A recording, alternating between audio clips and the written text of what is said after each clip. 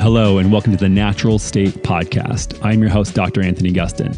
It is my belief that the natural state of any living organism is health, and that our artificial habitat has forced us into having artificial health problems. This show is my attempt to dive deep and learn about using nutrition, sleep, movement, relationships, and more to help you reclaim your natural state of health in a modern world and show you how to thrive in an environment that's stacked against you. If you enjoyed today's show, you can find out more details and information at dranthonygustin.com. Today on the show, I welcome Andy Mant, who is the founder and CEO of BLUblox, who makes blue light blocking glasses. And Andy is one of these guys who just goes so deep into the subject matter that it can become overwhelming sometimes, but he's just so knowledgeable and has so much information to share today about light and how it affects you and things you can do to mitigate all of the problems we have, all of our unnatural light that we get exposed to throughout the day. This guy blew my mind on a couple of things, and I actually learned quite a lot in this episode chatting with Andy. I saved up a lot of my personal questions around how I'm approaching light, sunlight, etc. And he had a lot of good answers. So tune into this one, and I hope you guys enjoy. This episode of The Natural State is sponsored by Ned. Ned is an incredible company that makes a lot of CBD products, and you guys can probably go back to some of my episodes and realize that I have been a CBD skeptic for a very long time. I think that it's really hard in this industry that's exploding to have really high quality products that actually do anything. I tried a bunch of different CBD brands before this one, and unless they had THC in them as well, not enough to get high, but just enough to amplify the effects of CBD, I didn't feel anything until I tried Ned and then was completely blown away. I'd been using their products before they sponsored the show for about 4 to 6 months and have noticed a huge increase the nights that I use their product, about 25 milligrams to 50 milligrams per night of the CBD. And I sleep way better. But then also the most interesting part is my HRV, as tracked by my Oura Ring, the next morning is about 20 points higher the day that I use CBD versus not. I also have not been doing a lot of social drinking as of this year. So anybody who's been following my stuff knows that I've sort of been taking the backseat to any sort of glass of wine here, drink there, to take the edge off. And the last few months, I'm sure everybody in the world feels a little stressed out.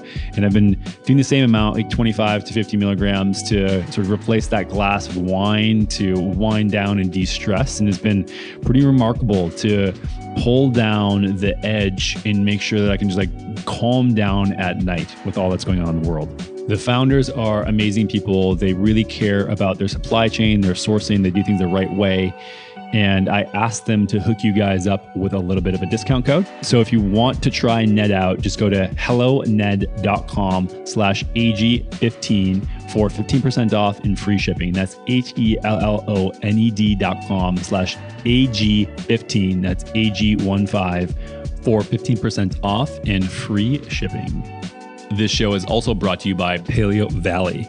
I've been a huge fan of this company for years, ever since I met the founders at a conference, I'd say 4 years ago plus, and have been eating their 100% grass-fed, grass-finished beef sticks ever since then. The biggest reason, though, recently why I asked them to come on the show as a sponsor is that they do a lot of support in regenerative farming. They actually continue to reinvest into helping small farmers scale and really building out an amazing sort of supply chain to help regenerative agriculture scale. Not only that, their beef sticks aren't dry as a bone and leave that weird Slim Jim style waxy coating in your mouth. They are plump and juicy and not in a weird way. We gobble these guys up at the Perfect Keto offices when we don't have time to get a full meal in, and they're the perfect real food snack. If you're looking for one of the best beef sticks around that are not only great tasting, but responsibly sourced, check out Paleo Valley. And the great news is listeners of this podcast get 15% off. So just go to paleovalley.com/AG15 or use code AG15 at checkout at paleovalley.com for 15% off. That's PALEOVALLEY.com/AG15. Andy, thanks for coming on the show, my man. Thanks so much for having me on. Super stoked to talk to your audience today. Yeah, this has been a long time coming. I mean, I've been that weirdo wearing dark orange glasses at night, especially on airplanes and airports, stuff like that. And we haven't had anybody come on who's been an expert to chat about this stuff. So super grateful to have you here. Yeah, I love that, man. And yeah, really, really interested in talking to you about light and, giving people a bit of a foundation into what it's all about. And, it's all about empowering. It's all about people, having to listen to this and thinking like, oh, what parts of it could, stimulate my interest? And could I do a few things differently and see how it goes to, level oneself up, yet again, because, your audience is going to be following, really stringent and really healthy dieting protocols. And, if you combine that with when you eat and, when you go to bed and what light you're eating that food under and a few other bits and pieces related to light, they're going to level themselves up yet again. So yeah, super stoked to be on, man. Yeah. So, I mean, there's a lot of people in this space we were just chatting before the episode that I think take things a little extreme. This is such a fringe area, I think, still in health that people dive into it, they get a little dogmatic and they get a little ideological about it. And you are one of my favorite people in this space just because, as you know, I like to do as much as possible is not just isolate one thing, just looking at all these pillars of health and trying to optimize them to, 80, 90% instead of trying to think about every single little detail forever. Trying to think about, okay, what are the major things here? What's disconnected from my natural environment and how do we get people there easily without having to stress them out? So just sort of think it would be a good place to just start with your story and how you got into all of this to begin with. Yeah, absolutely. It's always a great start. And it really started for me. I want to go back about 8 years and I was, really overweight. I was really unhealthy. I was having real bad issues. I was having kidney stones when I was like 26 and my appendix out, constantly felt sluggish and just packed on a lot of weight. And, I thought to myself one day, I was like, you know what?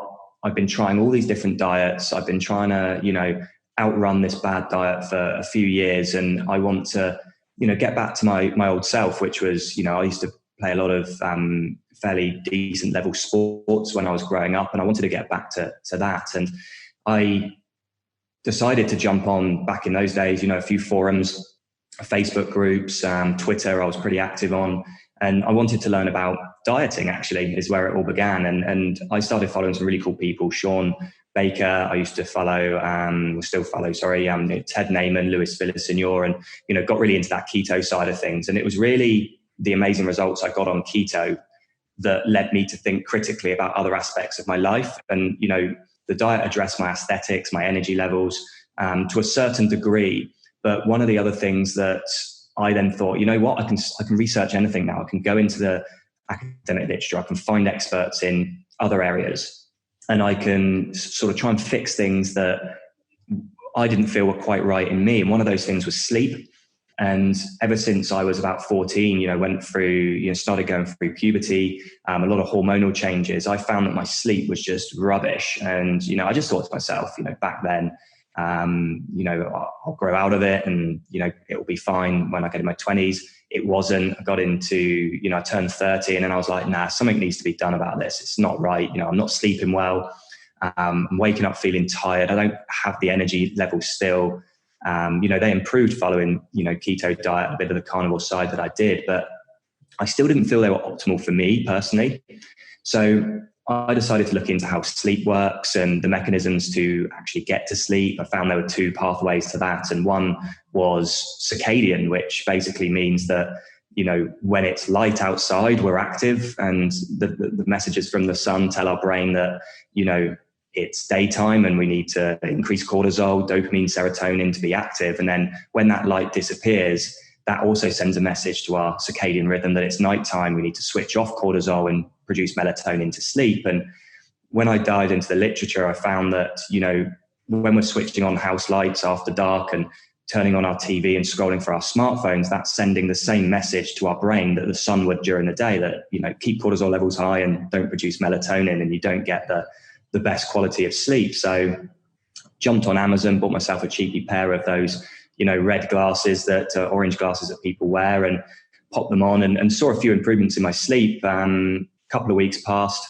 thought to myself, again, I want to level up. I want to be optimal. I don't want to mess around with, suboptimal health. And I found that, my sleep still wasn't, absolutely perfect. So there was this one study I always swear by in 2001 by Dr. Buckhart et al. That really looked into what specific frequencies of light actually disrupt melatonin. And he found that there was this very distinct zone of light that you needed to block after sunset, which was between 400 nanometers and 550 nanometers. And in layman's terms, that's all of the blue spectrum and the majority of the green.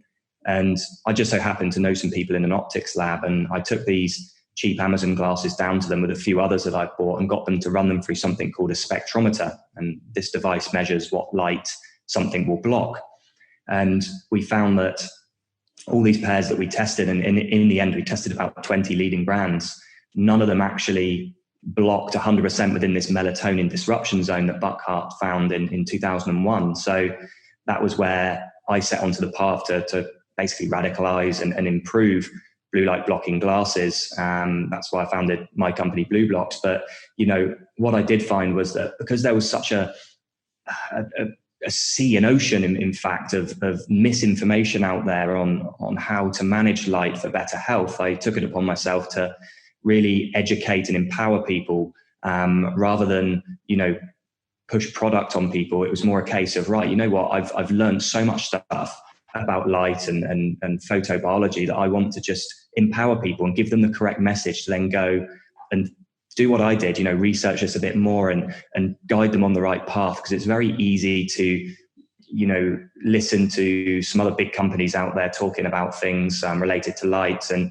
not all of what they're saying is completely accurate. And what I learned from, my keto dieting experience was that people like the Sean Bakers, the Rob Wolfs, the Ted Naimans of this world were all evidence-based. And this is what I wanted to be in light. I wanted to deviate from that sort of keto side of my life, even though I still, love the dieting protocol, but become this expert in light, empower people with the evidence, and really give them the tools they needed to manage their light hygiene.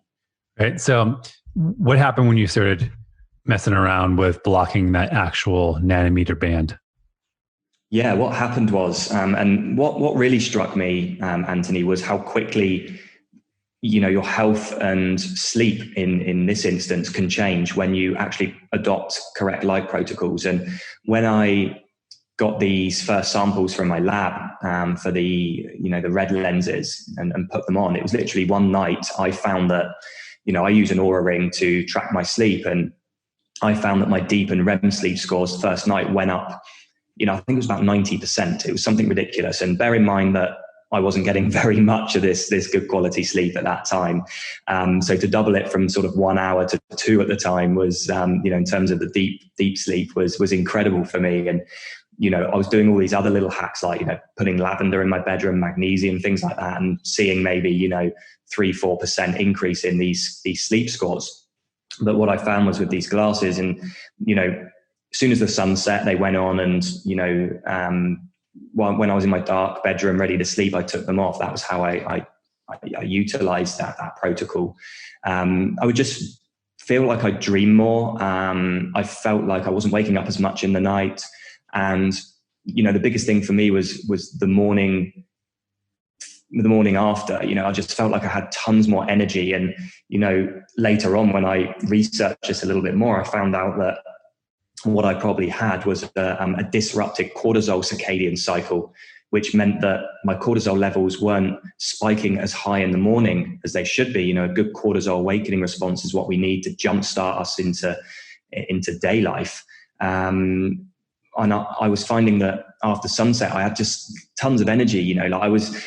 I felt sluggish during work hours, but then I got home and I was like, oh my God, I've got so much energy. Like, let's go to the gym, let's go for a walk, or this, that, and the other, when I knew I should have been unwinding, but because my cortisol cycles were reversed, I'd feel sluggish in the morning and more energetic in the evening.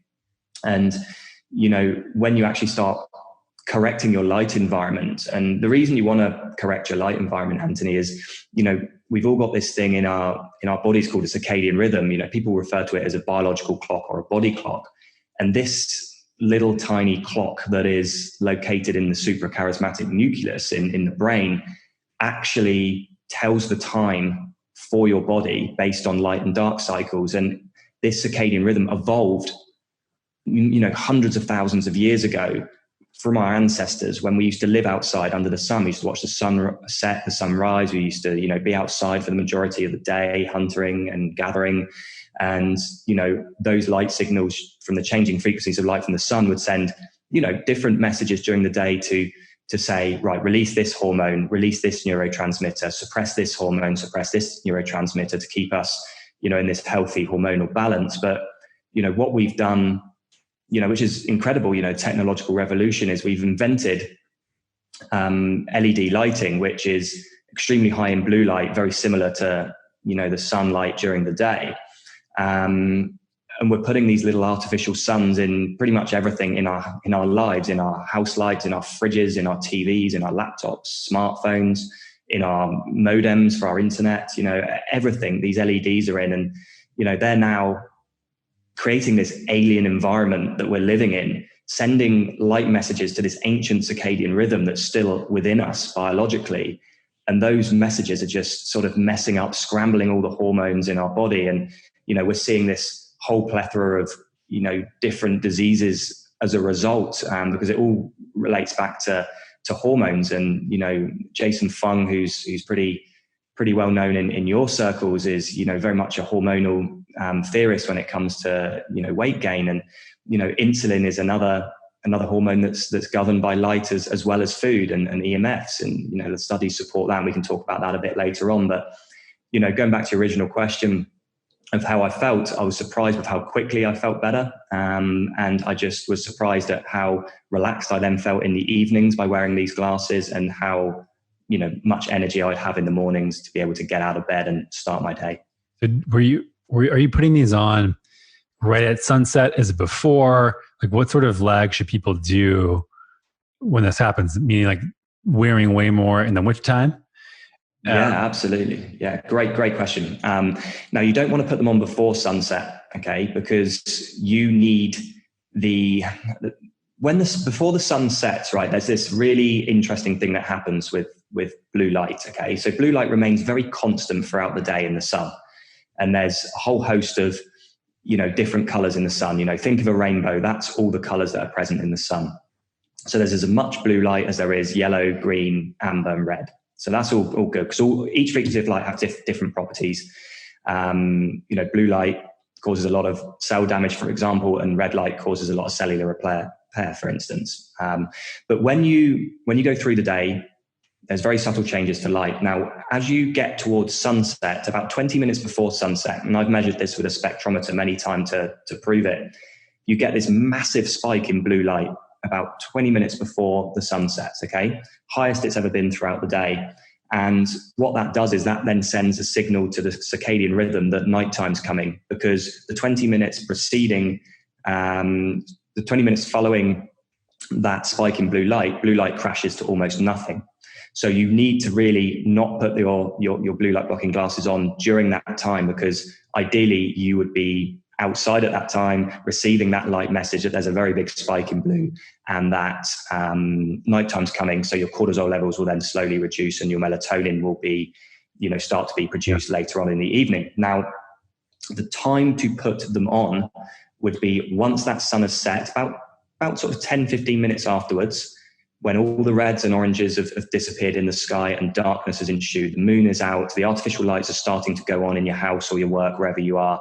You then want to place those on, because you don't want to send any more blue light through your eyes to your clock system after sunset, because blue light is ancestrally not present after sunset. Think of what your ancestors did when that sunset. They would sit around a campfire. What colors of light would be emitted from a campfire? Reds, oranges, yellows, no blue light if you test it with a spectrometer. So you need to mimic that. And that's why you wear those amber/red lenses after sunset, because you will then see the same colors that your ancestors would have seen. Yeah. You're not then going to disrupt your circadian rhythm, and you're then going to be able to utilize the serotonin and the tryptophan that's been created in your body to then synthesize melatonin after sunset in the absence of blue and green light. Yeah, I had no idea that you have a flash of blue light at sunset. That's interesting to me. I wonder if like you're inside and not outside, if it makes sense to like you stare at a super bright computer screen for a couple of minutes and then put on the blue light glasses to sort of trick your brain into doing the same thing. I don't know. Have you ever looked into that? Yeah, absolutely. And I think that, before I sort of say this, you've got to caveat that you just cannot take away from the sun. There's so many different frequencies in that. You got your UV, and also at the sunset time of the day as well, you've got very restorative healing powers of invisible light around about the 850 nanometer mark, which is near infrared. It's what gives the sun its warmth, but it also penetrates deep within our cells and causes a lot of cellular repair from any damage that blue light has caused during the day. But you are right in saying that if you're sat at a computer and it's literally the sun is setting and you're got a deadline to get a bit of work in and you literally cannot get outside, then you probably want to crank that brightness up for a couple of minutes on your computer and then get literally immediately after get your blue light blocking glasses on, and it probably would do a similar thing, and it would probably be a good biohack to do. Yeah, I completely agree with that. Yeah, I mean, there's a lot of these biohacking people too that wear these glasses in the middle of the day, and I've always thought that makes no sense. It makes absolutely no sense. We need blue light. Glad you're on board. I was trying to use common sense, and I guess it worked this time. Yeah. Then you said before that you tested the glasses that you were wearing. They weren't really blocking that out. Is there any way that people can tell without sending them to a lab? Or is it pretty much like the only way you can do it is shoot light through them and measure the nanometers of light that are going through? Yeah, brilliant question. And, if you want the most accurate response down to the nearest nanometer, then spectral analysis test is the way to do it. But there are ways to do it. Now, I'm fortunate enough to have written a blog that's #1 in your country for how to test blue light glasses. So get on Google and Google how to test blue light glasses, and my blog will be #1 in there. And we've got a few little methods to test them. Okay, so there is a strip test. So it's not as sexy as it sounds, unfortunately. It is literally 2 strips of color that appear on your monitor, and one is slightly different to the one below it. And when you look at it with the visible eye, you see that there's a very distinct sort of blue and green coloring to it. And when you look at the one below it, the area where the blue and green is black. If you put on your blue light glasses and look at those 2 test strips, they should both appear exactly the same. If they don't, your blue light glasses are not blocking exactly in that melatonin disruption zone. So that is a really good sort of starter test. So if you've got a cheapy pair from Amazon, try that to start with, and test them out.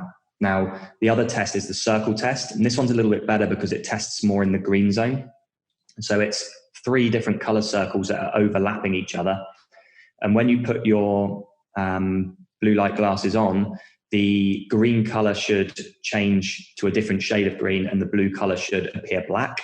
And if it doesn't, then you know that your blue light glasses are not optimal. So that's the 2 easy tests to determine firsthand, whether, you've wasted your money or whether you need to, upgrade and get an evidence-based pair that is blocking specifically in that zone. So yeah, we've got the test strips that are up on the article on Google.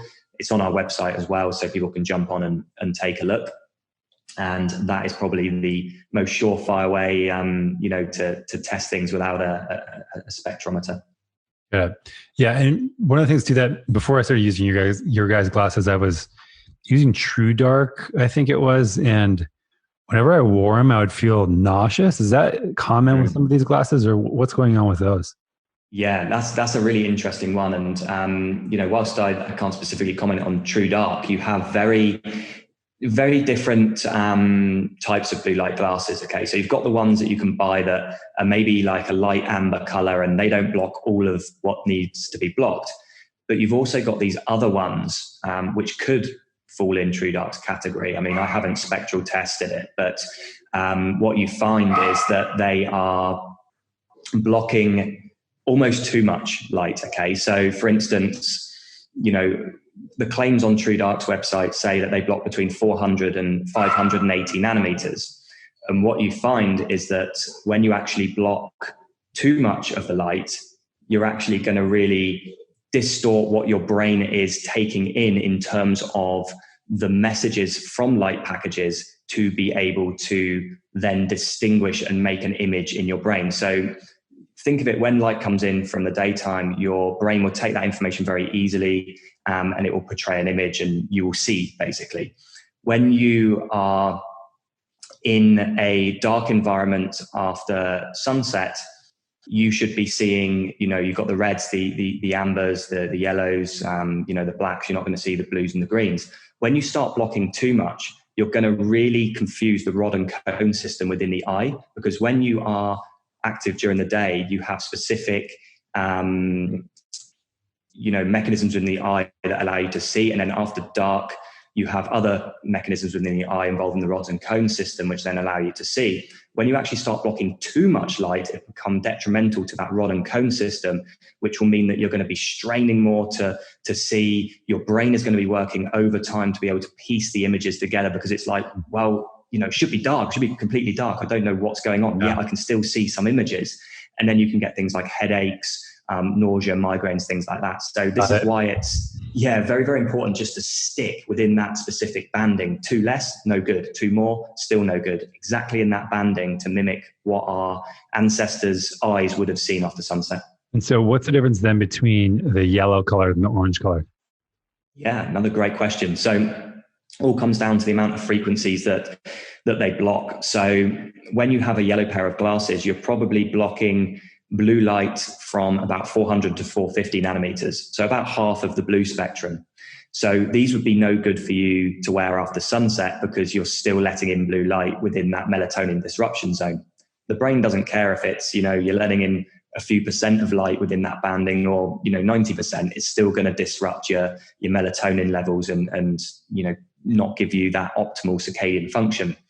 But yellow do have a purpose, as much as clear lenses do as well. And yellow lenses are typically very good for during the day if you have an issue with light sensitivity. So you have like light photosensitivity is what they would call it. Now, these type of people have a problem with overexposure to blue light in isolation. So they would work on a computer all day, they'd work in an office, and at the end of the day, they'd suffer migraines. Myself personally used to.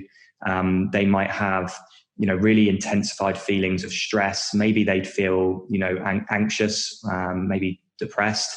In the winter, they have a really acute response to overexposure to artificial light, and also a lack of sunlight, which is called seasonal affective disorder. And when you actually utilize yellow lenses during the day for people that have those types of issues, you're actually taking out the most highest energy form of light in the blue spectrum, which actually helps calm them. It lowers their cortisol a little bit more, because it's already chronically elevated if they've got these issues. So they're used when you're indoors during the day. And then you've also got clear lenses. Okay, now these are probably the most common at the moment, because blue light is trending. You said to me before this, hearing more and more about it. It's coming, more and more prevalent. But the problem you've got with clear lenses is that a lot of these companies that are out there that are trying to jump on the bandwagon to make a few dollars from people are trying to sell these clear lenses as blue blockers, when they're not. It's very, very basic physics that if you see a color wheel, the opposing color will then block the color opposite it. And it's pretty much near impossible to block 100% of a color of light using a clear lens. So that's a lot of misinformation to start with. So what the clear lenses are actually good for is they are good for people that are working at a computer all day. They don't have any sort of sensitivity to light. They are basically people that maybe at the end of the day they get a bit of a headache, they get sore eyes, strained eyes, typically personified by something called digital eye strain. And maybe they're feeling tired during the day as well. So they would wear those glasses, which filter down around about sort of 10 to 30% of the blue light, because you don't want to block blue light during the day. More is not always better during the day. So between 10 and 30% seems to be the sweet spot. And that then makes people have, less irritable eyes, less headaches, and, keeps their eyes healthy. But this is, another issue that comes up in this industry as well, is that, our lab, our lenses are produced in a lab here in Australia. So we have been very cognizant of the fact that, we know what frequencies of blue light are emitted from LEDs, and we have targeted those specific frequencies. And what you find with a lot of the mass-produced cheap clear pairs from, Amazon or eBay and places like that, not to name brands, within those two platforms, but what you find is that they reflect and reduce violet light or green light, which isn't actually a problem during the day and not really in any huge abundance within LED backlit digital devices. And the good test, if people are listening to this and they've got clear lenses, a good little test for this is to take your glasses off, or even look in a mirror with them on. When the light shines on them, what color is being reflected from your lenses? And 9 times out of 10, you'll see purple or green reflected back at you, which shows that they're targeting the wrong frequencies of blue light, or wrong frequencies of light, because it's not even blue, during the day. If they're reflecting blue light back at you, you can be, have a good peace of mind that they're actually doing what they should be doing, which is filtering blue light. We shouldn't confuse matters with violet light and green light during the day. They're not an issue. It's blue light. And, one other thing that's worth mentioning as well, and people can jump on my YouTube to watch this video. There's a few companies out there that you see them like pop up on your Facebook ads all the time. And, they have these clear lenses and they're like, they block 100% blue light. And you're like, well, BS, they absolutely cannot. But, tell me more. And then they bring out this little pen and they shine this pen on a bit of paper and it leaves a purple mark. There's alarm bell number 1. And then what they do is they move their lens in front of it, shine this purple light on it, and then it doesn't leave a mark on the paper behind it again. And you're like, people are like, oh my God, it blocks all blue light. So anyway, I decided to be like, right, I'm calling BS on this. I'm going to buy a pair of these glasses from one of these random companies. I got the pen, I ran it through the spectrometer, and it was emitting light at one very specific frequency, which was 385 nanometers, which is violet light. It wasn't even containing any blue light whatsoever. And when I spectrum tested their glasses, they were blocking 0 blue light, and they were only blocking a very small banding of violet light, which actually isn't found in LED backlit digital devices. So these things really annoy me because, I'm not bothered if people buy blue light glasses from me or wherever. I just want them to know that there is a lot of BS out there and a lot of marketing gimmicks like this blue pen, quote unquote, test that is trying to, con people out of their money, give them a product that actually doesn't work and isn't backed by science. And that really frustrates me. So those are a few things to avoid. And in a nutshell, giving, the listeners a little bit of a grounding into why you would need a clear pair, why you would need, a yellow pair, or why you may need a red pair. It all depends on, everyone needs the red after sunset. And then it's a choice of either the clears or the yellows during the day, depending on, your personal situation. Yeah, it makes a lot of sense. What about, for instance, computer screens, the night, or your phone, whereas night shift for Apple, I think Google has something separate as well, or Flux, or any of these apps. Do they do anything? Yeah, I feel like you can read my mind, Anthony. I've got a YouTube video coming out in about 7 hours time that shows me with my spectrometer testing night shift mode on my MacBook and on my iPhone. So people should definitely check that one out. So I'll do a spoiler anyway. Those, and then I'll come on to Flux and Iris. So night shift mode is fantastic to use during the day, which is quite ironic because it's called night shift mode, because it still leaves a lot of blue light in. But the good thing about night shift mode is it does take a lot of the blue light out of your screens. So yeah, it's very good for during the day, not so good for after sunset.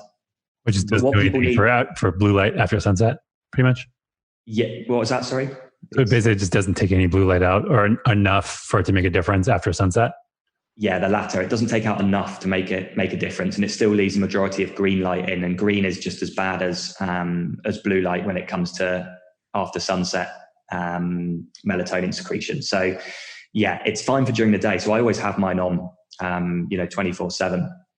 But what I do after sunset is I turn my iPhone screen red, so it only emits red light, and then I spectrum tested that on the video as well. So if people Google how to turn my smartphone red, my article will be number one in that as well. So there's a little hack you can do with your phone to remove 100% of blue light, and then create a shortcut on your phone to be able to toggle between the two very quickly. So as soon as the sun has set, I turn my screen red, which means that I'm not going to activate any melanopsin receptors within my skin, because blue light impacts the skin as much as it does through your eyes as well. So I just make sure that I've hacked my phone, and I hack lots of other things in my house as well, which I can talk about in a bit. But what I wanted to say as well, Anthony, is so many people think that by having night shift mode on, by turning their iPhone screen red, by putting Flux or Iris on their computer, they don't need blue light glasses. To which you have to like switch your brain on and think to yourself, well, is that the only source of blue light I'm going to expose myself to? If people have invented an application for their light bulbs, their fridge light, their appliance LEDs, their modem, their burglar alarms, their TV, their car headlights, then I'd love to see them. You need the blue light protection as well from in the form of blue light blocking glasses, but you also need to be hacking some of these devices within your home as well. And you can hack light bulbs, you can hack your computer, you can hack your LEDs with electrical tape by covering them up, because blue light doesn't just affect you through your eyes. Yeah, and about 90% of the issues come through that gateway, but the central clock system also has a legion of peripheral oscillators, so small clocks that are located in every single cell of the body. So if we're exposing our skin to blue light after sunset, and there has been a study that's shown this, you can actually affect melatonin levels as well. There was a study about 10 years ago that took some subjects, and they measured their melatonin levels in complete darkness, and then they measured their melatonin levels again the following night and a few subsequent nights by shining a blue torch on the back of their knee. And they found that melatonin suppression by about 20% when they shone blue light on some back of someone's knee, and they didn't even look at that light, completely blocked out. They had blue blocker glasses on.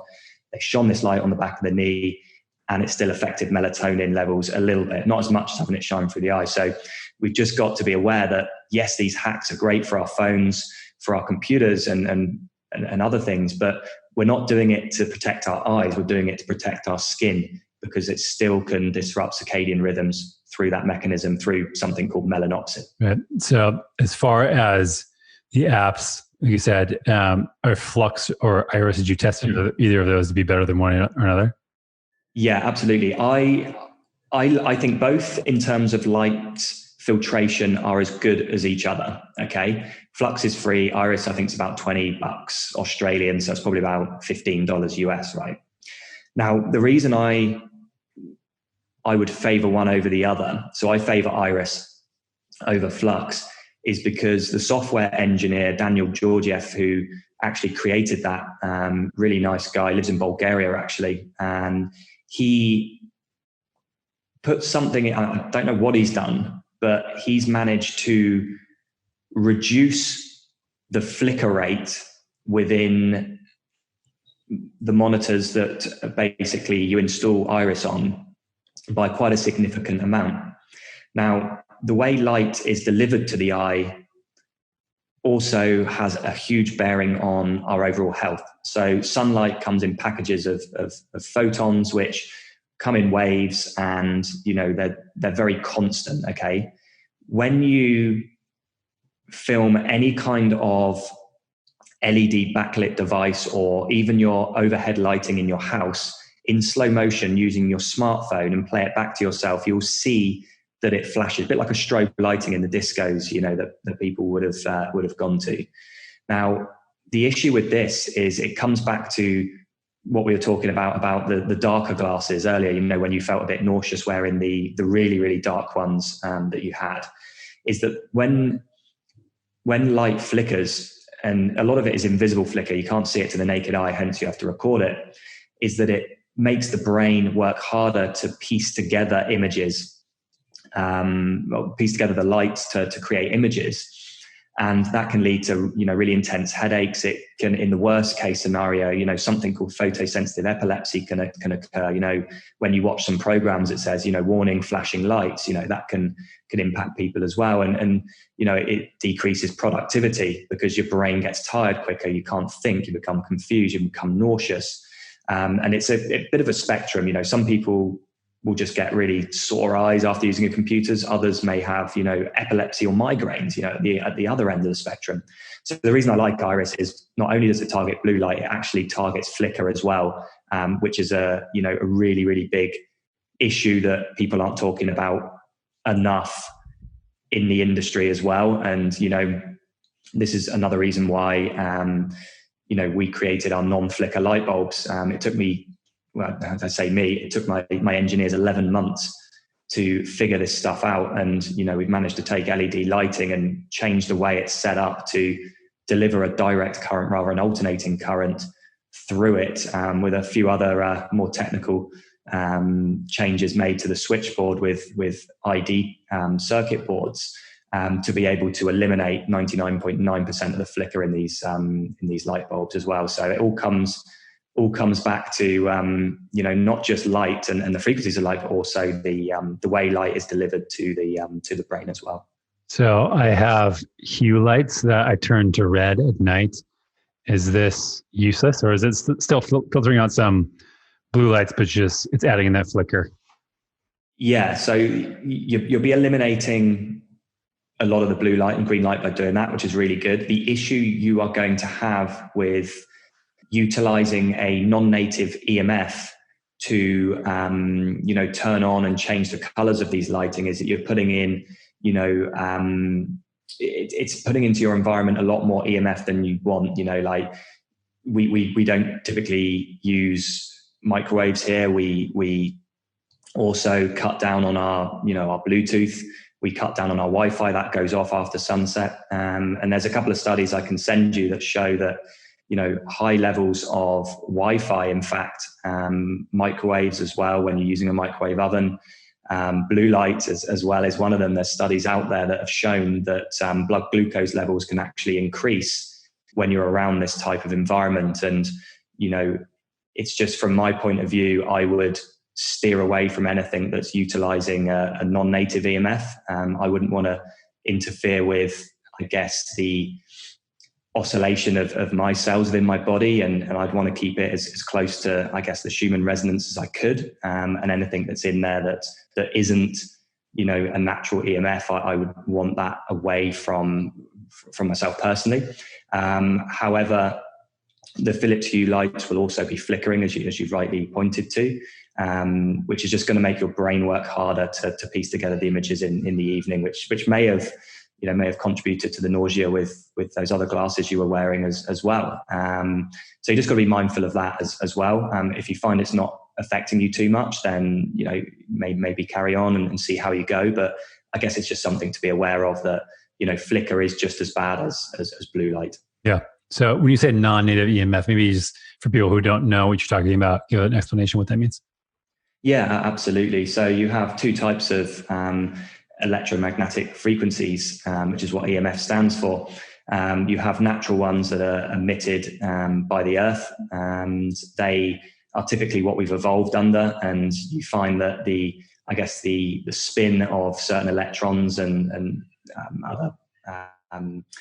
other bits in the atoms and cells of our body actually sort of spin in relevant harmony with the natural EMFs that are emitted from the Earth. Now, when you create a non-native electromagnetic field, you are bringing in artificially produced fields. So a bit like artificial light is not as good as natural light.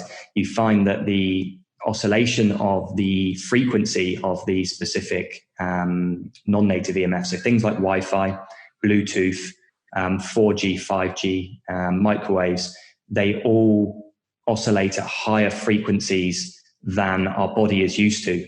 So, whilst a lot of this is still in its infancy, you see a lot of people now basically taking to social media to demonize something called 5G, which is going to become more and more prominent, because what you find is that, the theory behind this is that 4G, for instance, as an example, oscillates at, around about 10 times stronger and more quicker, or quicker, actually, better English, than, natural EMFs. Whereas when 5G comes out, it's going to be something like 100,000 times more. And, people that are looking into the science behind this are saying, well, that can't be good for our cells, because when you speed up, I guess, the oscillation of the electrons in your cells, you're going to have more cellular turnover. More cellular turnover means, more susceptibility to mutations. More mutations equal cancer. Now, what I'd like to caveat is that, there aren't a lot of studies on this. There's a few. It's very much in its infancy and it's very much theoretical. But, it's probably enough theory to make an educated decision that they probably aren't the best thing to be living under. So you have to just limit your exposure to them. Like, for instance, who has a microwave now anyway? I mean, the EMF aside, it's going to absolutely blitz all the nutrients in your food anyway. If you're, looking at it from a nutrition standpoint, Wi-Fi is great. Like, I'm plugged in here, so I'm running off a cable, which is much better. But I'll switch my Wi-Fi off at night because I don't want that interfering with my sleep. And, Bluetooth, try not to use it where you can, and, just sort of limit the amount of, I guess, the non-native EMFs that you're around. And there's a big movement at the moment about, and some people would have heard of this, some people wouldn't, called grounding or earthing, where a lot of biohackers and people in the wellness communities will take their shoes and socks off and they'll stand on the grass, stand on the sand. And why they're doing that is because they are absorbing the current of the earth, which, I mentioned earlier, the Schumann resonance. And that runs pretty much similar to the circuitry within our systems. And when you actually stand barefoot on the ground, and, we've seen some doctors do this where they do brain scans before and after, people that are wearing shoes and people that aren't wearing shoes. It's very different to how, the brain is operating, which is more positive when, you're stood barefoot on the grass. So, you hear a lot of this sort of, to reduce inflammation, go barefoot on the ground and earth yourself to the planet. So, I know I'm getting a bit sort of hippie here a little bit, but, there are some, images and, posts that we have seen that, show there is something to this, and it all comes back to electromagnetic frequencies. And do you think that, for instance, I think sometimes you need to add in some artificial things once your environment has gotten artificial to sort of return back to the mean? And I don't know if there's anything been done on this. I've just thought about it right now. But like, let's say you have a lot of non-native EMF in your environment. Would a grounding mat theoretically sort of like bring you back to center? Yeah, absolutely. And I like the way you think. And yes, it really would help. And a lot of people do that. You can get grounding mattresses. People even run, make their own and run them out of the window and, onto the earth. So yeah, I mean, I haven't done it personally, but I know obviously I'm fairly prominent within that biohacking space, and a lot of people in that are at the top of their game are swearing by how much their sleep improves when they actually, utilize grounding technologies for when they're sleeping as well. So there's definitely something to that there. And I've seen some of the anecdotal N=1 results from people that have been doing it, and they're all very consistent that, people's deep sleep does increase when they're fully grounded once they sleep, which makes complete sense again from an ancestral point of view. Like, our ancestors would have been grounded to the earth when they had slept. So, it's just how we evolved and trying to return back to normal, how we were back in the day. And, one thing we have to be careful of with EMFs is, there's a lot of people trying to create their houses now through building biologists into almost Faraday cages. So a Faraday cage blocks basically any external signal coming into your house from outside, so you can protect yourself from your neighbor's Wi-Fi and, different radio waves and things like that, cell towers that are maybe near you. But you've also got to weigh up the other side of this. And this is why I always like to look at things critically, that if you create your house to be like a Faraday cage and stop EMF coming in, you're also going to be stopping the beneficial EMF coming in as well. So are you actually any better off, would be the question that I would ask on those types of things.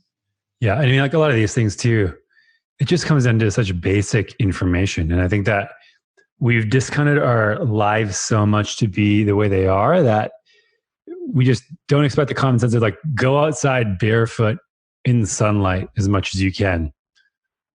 Like that's going to take care of a large part of what we're doing. It's just like some people's lives are set up in a way where that is absolutely impossible for them to do. They're in some office building, maybe at home in some closet now because they're trying to work from home. But yeah, I mean, like even brightness, a couple of months ago bought a light meter, and I know you know people like you do a lot of work around the wavelengths and the color of light, and I was like, okay, there's a lot of information here. Like I couldn't find a lot about brightness, so I got this meter that actually measures brightness of light, and obviously you know all about this stuff, but I don't think I've ever talked about it on the podcast before. And I looked to see the sort of like inside versus outside, shade versus different rooms in my house. Like, what is the difference in brightness and how much does it change from inside to outside? And brightness is measured in lux. Mm-hmm. And so I turned it on inside a pretty well lit room in my living room. It was at 100 lux. I was like, okay, let's go outside now. And I went to into the shade of this gym where I have this covering over it. Basically, it's like an open garage. So it was there. It was like not in direct sunlight.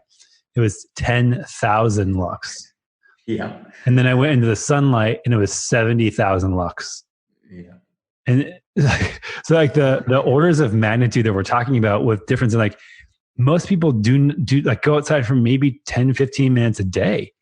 Yeah. And like you said before, there's so many things in the sun besides just this nanometer, that nanometer of wavelength to light. I mean, after that moved, I found basically the brightest window in my house, south facing, so the sun's always there. And this is like 2,000, 2,500 lux. It's like the best I could find in my house. So I put my desk there, and now I'm there at least. And I try to get outside as many times throughout the day as possible. When I saw that, I was just shocked, especially like in the shade. It seemed darker to me in the gym than in my actual living room. Yet the brightness was so low. Is it just because the photons have to bounce across the walls and so it's lighting up? Is it the windows? Like what is going on there? Yeah, I mean, I'm not too sure of the setup you've got, but yeah, no, it is. I think it's more how your eyes are conditioned, Anthony. To be fair, I see it very differently. Like I'm inside now. I've got a lot of doors and windows open to let the natural light through, but I find it definitely brighter when I go outside. So this was going to lead on to what I was going to say after you've kindly shared that with us, that we're so conditioned now to be working inside under this awful junk light, really dim light that when we measure it in lux using a lux meter, that we as a population can no longer really handle natural light when we're outside in it through our eyes. So we have to wear things like sunglasses. I used to be a huge wearer of sunglasses. I used to wear them when it was cloudy and raining and all sorts because I couldn't handle it. And when you start weaning yourself off these horrible things, you actually find that when you're outside not wearing sunglasses and you come back in, it's like, wow, this is really, really dark in here now. So it's probably more of a conditioning thing in my opinion. And what's also, it would be unfair if I didn't say this, is that artificial light is one part of the junk light problem. Okay, so I like the term junk light because it doesn't refer to just artificial light. So junk light is any kind of light that is hitting our body that has been changed from how we would have ancestrally received it. Okay, so if it's not directly from the sun on our skin and through our eyes, then it's junk light. So if you're sitting by a window, it's junk light. You're changing the composition of that sun. You're blocking some of the UV, but you're also letting in some of the more damaging UV rays. So sitting next to a window could actually be more detrimental to your health than sitting under blue light because of the UV damage that you could be causing to your skin. You also need to think that, okay, if I'm wearing sunglasses and I'm outside, is that healthy for me? No, it's still junk light. You're changing the frequencies of light, both visible and invisible, that you're receiving from the sun? If you're wearing sunscreen, is that then allowing you to receive proper natural sunlight? No, it's not. You're filtering out specific frequencies of UV light, which is then going to change that lovely natural sunlight into junk light. Now, you obviously have to really context this out that, I'm not saying to people to, throw away the sunscreen and burn to a crisp in the sun. Like, you've got to think about it from an ancestral point of view. And, when it comes to, moving away from artificial and into sunlight, is that we evolved under the sun. The sun doesn't want to kill us if we respect it and live to it like we did ancestrally. And, one of the best things you can do to stop yourself from burning and actually having to wear sunscreen later on in the day is building up something in your body called melanin. Melanin is a pigment, and, the more UV that you ancestrally grew up under, the higher your melanin levels will be. So people that were born on the equator, like maybe in Africa or South America, will have a darker skin tone than someone that grows up in Iceland, where there's hardly any UV, okay? And what melanin does is it protects you against ultraviolet light later on in the day. There's no ultraviolet light present in the first couple of hours when the sun comes up. So what would our ancestors would have done? They probably would have hunted at that time of the day with probably not a lot on. So one of the biggest things you can do leading up to the summer is get outside, watch the sunrise, great for entraining your circadian rhythm, but also great for building up melanin. So you're going to protect yourself later on in the day. There was also a really interesting study that came out many years ago, happy to link this as well, that showed that people that wear sunglasses are more likely to suffer sunburn and skin cancer than those that don't wear sunglasses. Now, the reason for that is that, and this is coming from the great Alexander Wunsch, who's the leading expert in light in the world, has shown that our eyes cannot detect UV light. You can't tell me right now, Anthony, if there's UV light present in your environment. You can't see it, okay? Now, the way that the human brain has evolved to detect UV light is that when the color blue is present, it means that UV light is more likely to be present, okay? Makes complete sense. What color's the sky on a beautiful sunny day? Blue. What happens when it's a beautiful sunny day? Huge amounts of UV light. Now, the antagonist for UV-induced damage is cortisol.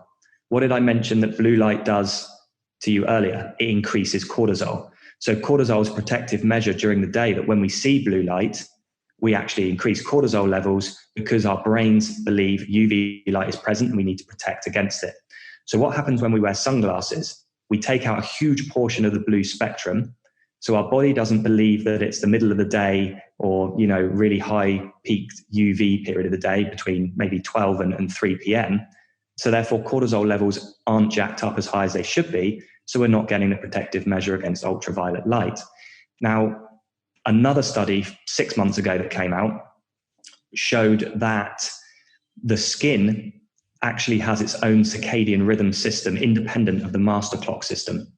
Now, what happens is in this study was when they shone blue light onto the skin, it behaved very differently to when they removed the blue light and put the skin in complete darkness.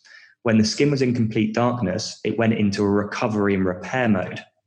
So the theory that they came to in this particular study, again, can link this as well, is that people are going outside with, no regard to how to be sun safe, by having melanin in the morning and, not wearing the sunglasses, etc.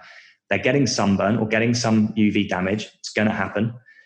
But what they're doing is they're then going home, basking under blue light by switching on their house lights, watching TV, scrolling through their smartphone. What does the skin think? Oh, it's daytime. We don't need to go into our repair mode. So you're getting all this damage during the day, inflammation, not just from UV, from pollutants, other metabolic processes. But because we're living in perpetual daylight now with all this artificial light that's in our environments, we're not giving our skin any time to heal and repair. So this is why you see things like, skin cancer rates increasing, even though people are wearing sunglasses and sun creams. You're finding skin cancers, not on people's faces or torsos. You're finding it on their feet and areas that are covered during the day. They're not receiving huge amounts of UV light. So, it all comes back to this circadian rhythm and, what type of light we're putting our skin under. So I just wanted to raise those two things as well, that, it's not just about artificial light, it's about this junk light and how we create and manipulate the sun as well, that causes, or could cause a lot of these, issues we're seeing a steep rise of at the moment. Right. Just, again, so simple. Get outside, put your feet in the ground, look at the sun. Yeah. Don't sit inside. Don't do weird things that humans haven't done ever in the past. It's getting, sun's going lower now. It's probably a good time for me to get outside and do a little workout, be in the grass, watch the sunset, get that burst of blue light that I just learned about. Really appreciate you, man, and all your wisdom, and just the fact that you go through this stuff, and you're a real student and educator. So thanks for coming to the show, man. Where can people find everything you're up to? Yeah, absolutely. The best place to go is I blog once a week, and I do a YouTube video once a week, all on a different topic of light. And, BLUblox YouTube channel is great. Get on our website, BLUblox.com, BLUblox.com. Subscribe to the newsletter, and then you'll be then on the, you'll get them straight to your inbox every week, and you blog a new video, and you can then just sort of check those out. That's probably where I'm most active. I'm on Instagram. I am Andy Mant. Also Facebook. But to be fair, I'm not hugely active on there. 2 or 3 posts a week, and it's normally not too much about light. It's just about my life. So, I don't want to bore people with that. But those are the best places to go. And one thing I wanted to quickly mention as well, that I like to mention, Anthony, if it's okay, is we have a partnership with a company in the US called Restoring Vision, and we always like to give these guys a shout out because of what they're doing. So we partner with them that, what they do is they put a pair of reading glasses on people in the developing world that need them, that can't afford them, and need them to be able to work, to provide an income for their families. Places like Pakistan, India, Mexico, places like that. Now, what we do is anyone that buys a pair of blue light glasses from us, we donate a pair of reading glasses to Restoring Vision. And we want to be part of their mission to not only, for us to be able to empower people that can afford to help themselves, but to be able to give back to people that can't help themselves. And when it comes to sight, that's such a huge thing. And, the shitty light conditions that they're working under in these dim factories are just degrading their eyes. And, we want to be able to put some reading glasses on them so they can provide an income for their family. So yeah, I just wanted to give those guys a shout out as well. And, love what they're doing over in the US right now. Appreciate it, man. Always good stuff with you. Beautiful. Thank you so much for having me on, mate. Really appreciate it. Yeah, buddy. Chat soon. Thanks for listening to this episode of the Natural State Podcast. Hope you enjoyed it. And if you did, I'd really appreciate you heading over to whatever service you're listening to this podcast on, dropping me a 5-star review and your thoughts on the show. This helps us get discovered by more people and spreading the good gospel of health. And if you want to stay plugged into all of my self-health experiments, recent research and books that I'm reading and my interpretations of those things, products that I'm testing, and thoughts on all things related to health, check out my free weekly newsletter called The Feed. You can sign up for that at dranthonygustin.com/thefeed. That's dranthonygustin.com/thefeed. Thanks again for tuning in and your support of the Natural State Podcast.